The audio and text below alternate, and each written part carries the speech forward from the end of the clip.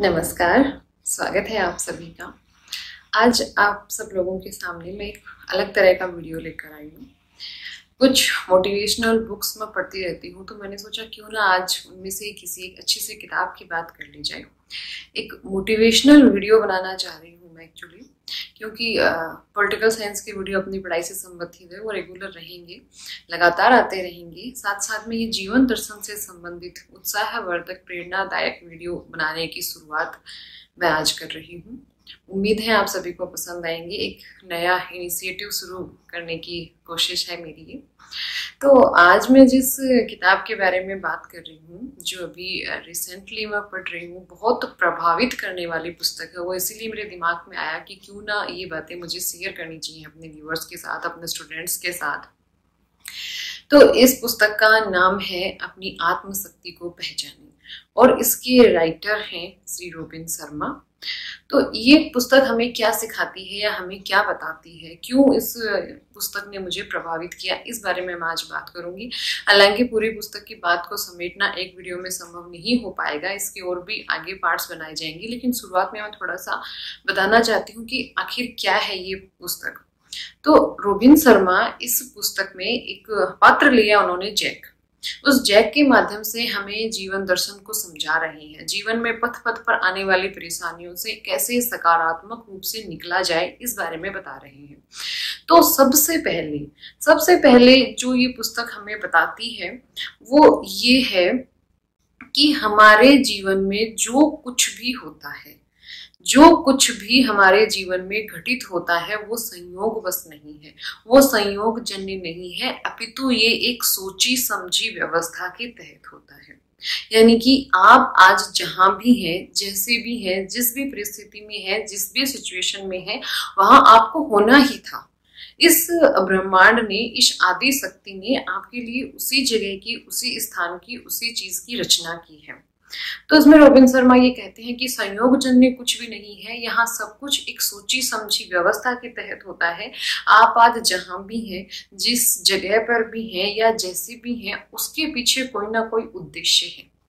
तो अब अगला प्रश्न आता है उस उद्देश्य को पहचानने का।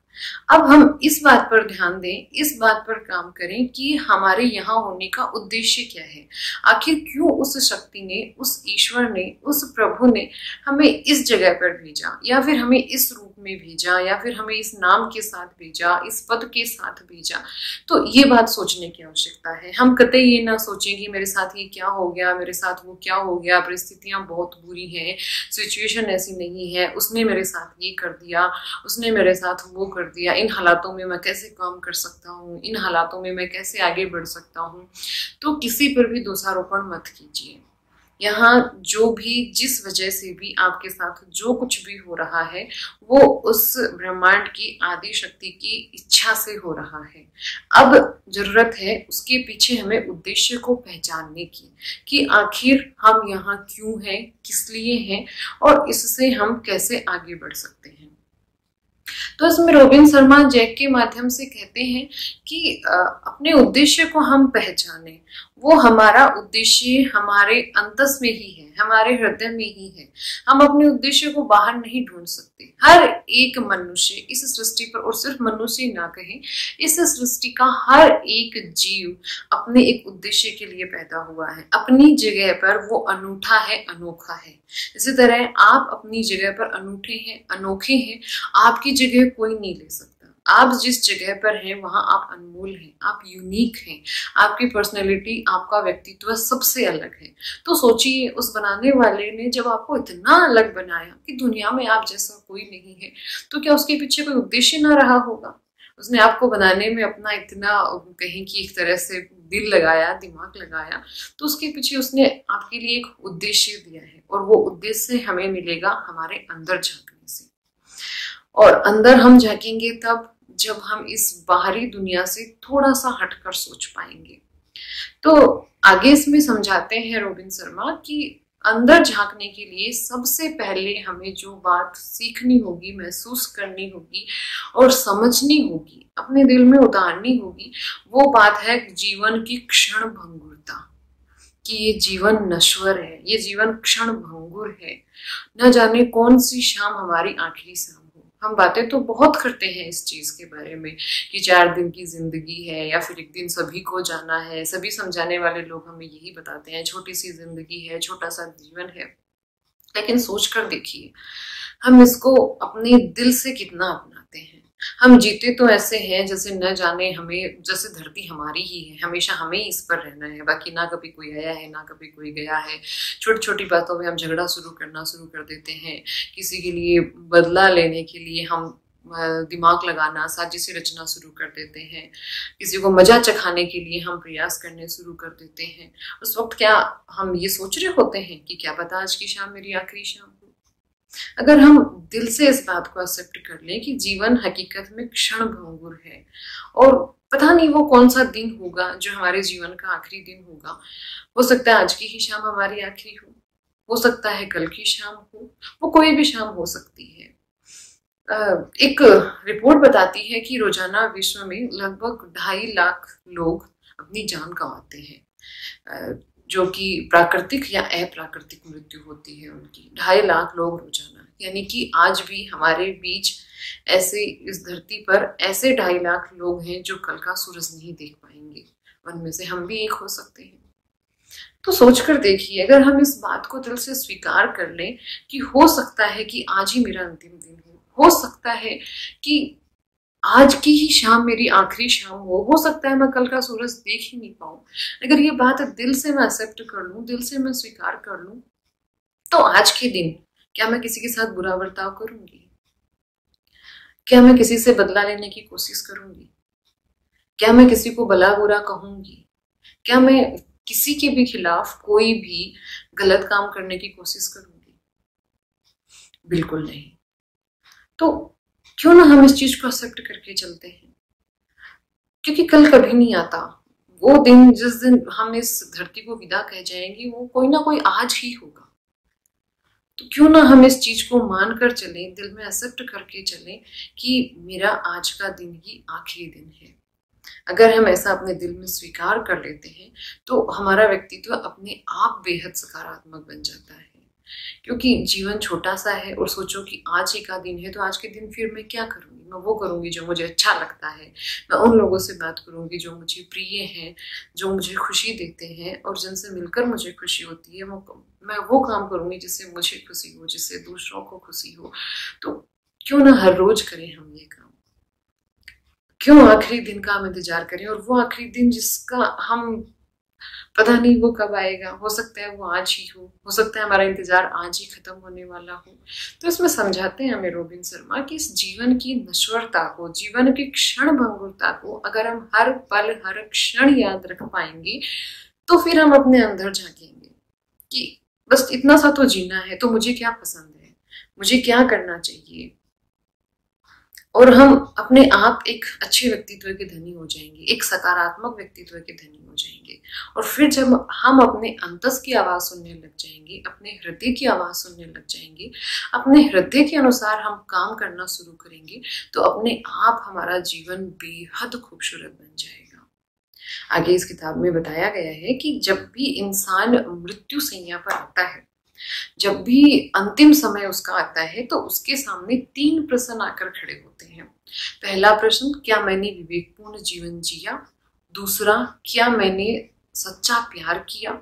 और तीसरा, क्या मैंने भरपूर सेवा की? उसने कहा कि ये 3 क्वेश्चन महत्वपूर्ण होते हैं, ताकि आपने जीवन में कितना भी धन कमाया हो, कितना भी यश प्राप्त किया हो, कितनी भी उपलब्धि प्राप्त की हो, उससे कोई फर्क नहीं पड़ता। एक संतुष्टिपूर्ण जीवन तब होता है जब हम इन तीनों प्रश्नों के अच्छे से जवाब दे पाते हैं।